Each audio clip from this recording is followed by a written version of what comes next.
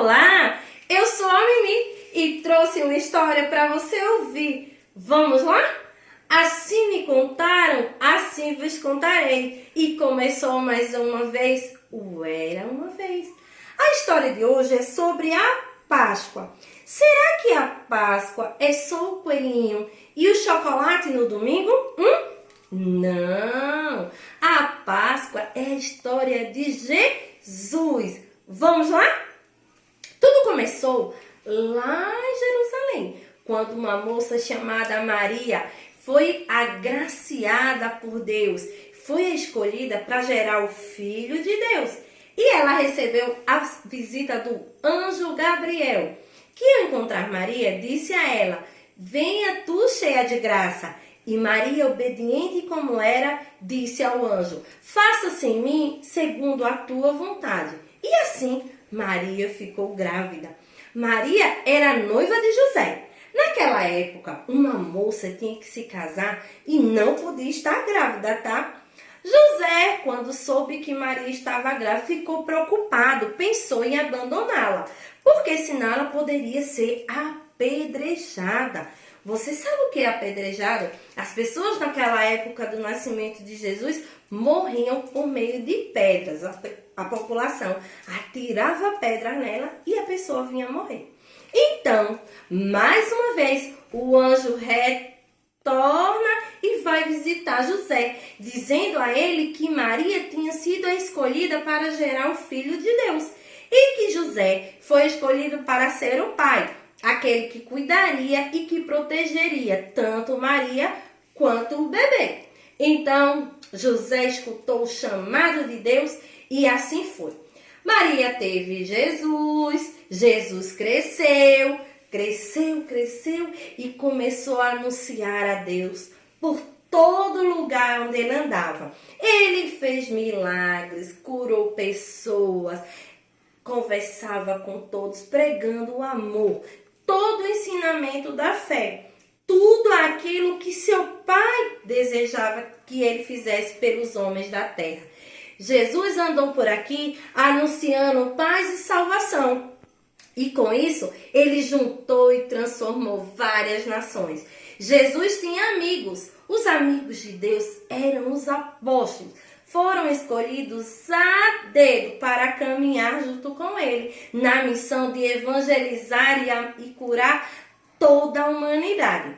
Porém, o tempo foi passando e Jesus começou a se tornar uma pessoa famosa, digamos assim. No meio, nas tribos, todos falavam do Messias, que ele era o enviado de Deus, que tudo que ele tocava curava, que ele perdoava, que ele amava, que era um próprio Espírito Santo.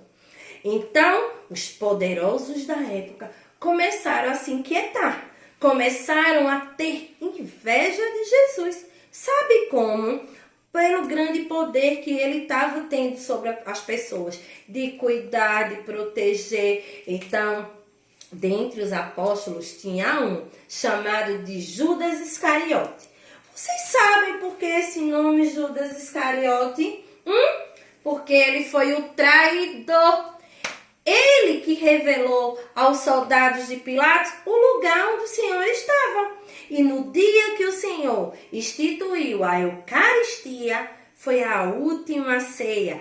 Jesus, com sua humildade, ensinou a toda a humanidade que com amor e com cuidado se deve tratar o outro. Ele, na sua humildade, o rei de toda a terra, lavou o pé de todos que estavam ali e nos deixou o seu corpo e o seu sangue, o pão e o vinho. O pão representa o corpo de Cristo e o vinho, o sangue dele, aquele que ele derramou por cada um de nós. Então, após esse momento da instituição da Santa Eucaristia, Judas avisa aos soldados onde Jesus está. Quando todos foram dormir, os apóstolos se recolhem e Jesus, sabendo o que ia acontecer, sai para refletir. Quando ele chega lá, Judas chega com os soldados e os leva para Pôncio Pilatos. Chegando lá em Pôncio Pilatos, ele pergunta a Jesus que ele confessasse que ele tinha feito algum crime e dizia: tu és o Messias, o rei dos judeus. E Jesus dizia: tu dizes, nada de minha boca sai. Então, nessa época lá da Páscoa, tinha direito de se soltar um bandido. Você escolheria lá, o povo escolheria quem seria solto. E existia um que seria morto crucificado. Essa era a pena, morrer crucificado em uma cruz. Então, a população gritou que soltasse Barrabás, o maior criminoso da época. E Jesus assumiu o seu lugar. Jesus foi açoitado, crucificado, humilhado e, por fim, foi morto em uma cruz. Mas não acaba aí. Após a sua morte, Jesus dá o último suspiro e deixa para a humanidade a grande lição. Eis aqui que vos dou o meu amor. E Jesus morre, é sepultado. Naquela época, o sepulcro era uma gruta com enorme pedra na frente. O corpo era enrolado num tecido de linho branco e posto lá. Então as pessoas choraram, Maria, sua mãe, chorou muito, os discípulos também. Até que no domingo, o grande dia, o dia da ressurreição, Maria Madalena vai visitar. Quando chega lá no sepulcro, estava aberto, o corpo não estava lá. Ela sai desesperada para chamar Maria e os apóstolos. Quando eles voltam, o que é que eles veem?